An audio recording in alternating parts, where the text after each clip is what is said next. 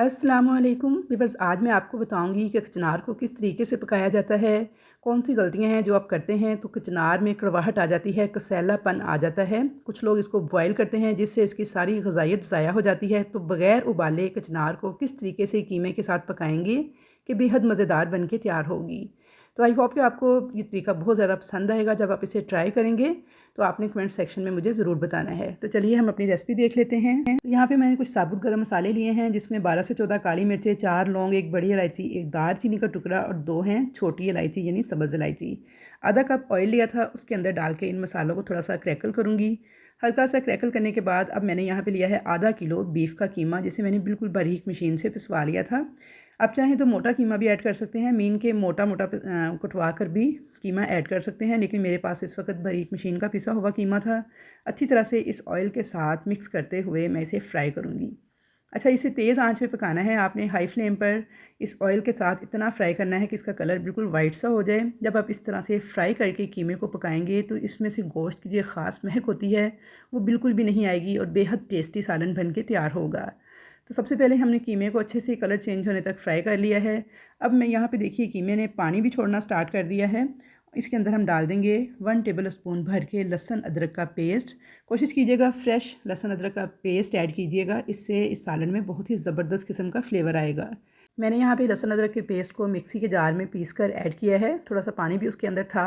अच्छे से मिक्स कर देंगे लहसुन अदरक के पेस्ट को इस कीमे के साथ और अब इसके अंदर डाल देंगे एक मीडियम साइज़ की प्याज बिल्कुल रफली काट कर ऐड कर दीजिएगा। साथ ही इसके अंदर 2 मीडियम साइज़ के टमाटर काट कर ऐड कर देंगे। अब मैं इस रेसिपी के अंदर कीमा को गलाने के लिए पानी का बिल्कुल भी इस्तेमाल नहीं कर रही।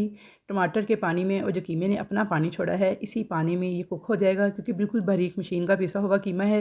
लेकिन अगर आपका कीमा थोड़ा हाथ का कूटा हुआ मोटा हो तो फिर आप इसमें आधा कप पानी ऐड कर दीजिएगा।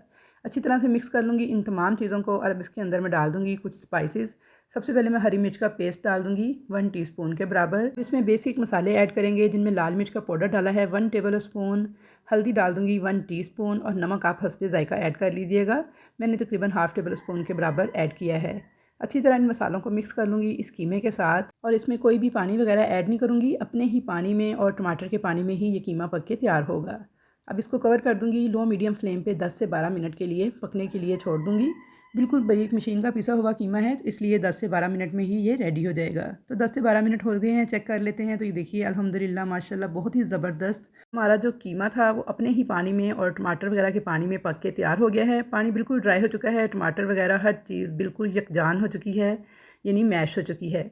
अब इस स्टेज पर आपने अच्छी तरह से बुनाई करनी है लो मीडियम फ्लेम पे इस कीमे की, कम से कम 5 से 7 मिनट तक इसे भूनते हुए पकाना है। साथ ही हम इसके अंदर ऐड कर देंगे भुना कुटा हुआ धनिया पाउडर 1 टीस्पून भर के और हाफ़ टी स्पून के बराबर भुना कुटा हुआ ज़ीरा पाउडर।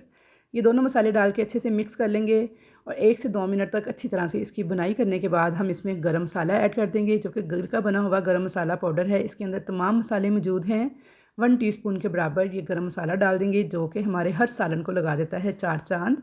और इस गरम मसाले की रेसिपी चैनल पे मौजूद है, अब चाहें तो वहाँ से देख के इसे तैयार करके अपने खानों को मज़ीद खुशबूदार मज़ेदार बनाने के लिए इस्तेमाल कर सकते हैं।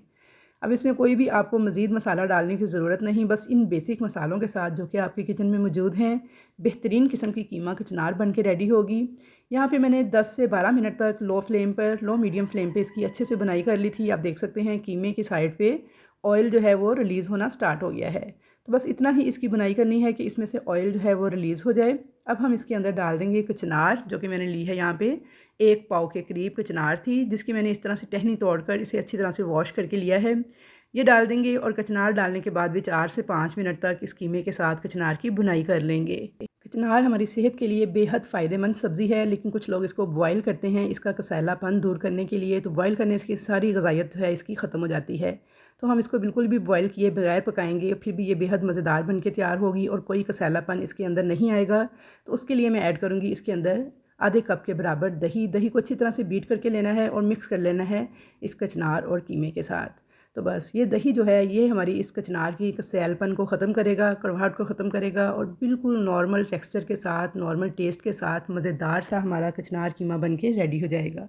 अच्छी तरह से मिक्स करते हुए कचनार और कीमे की बुनाई कर लेंगे, यहाँ तक कि जो दही का पानी है सारा वो ड्राई हो जाए और कचनार हमारी अच्छी तरह से कीमे के साथ भुन जाए। तो इस पॉइंट पर आपने अच्छी तरह चम्मच चलाते हुए इसे बुनाई करते हुए पकाना है। तो यहाँ पे देखिए जी, दही का सारा पानी ड्राई हो चुका है, कचनार की बहुत अच्छे से बुनाई हो चुकी है।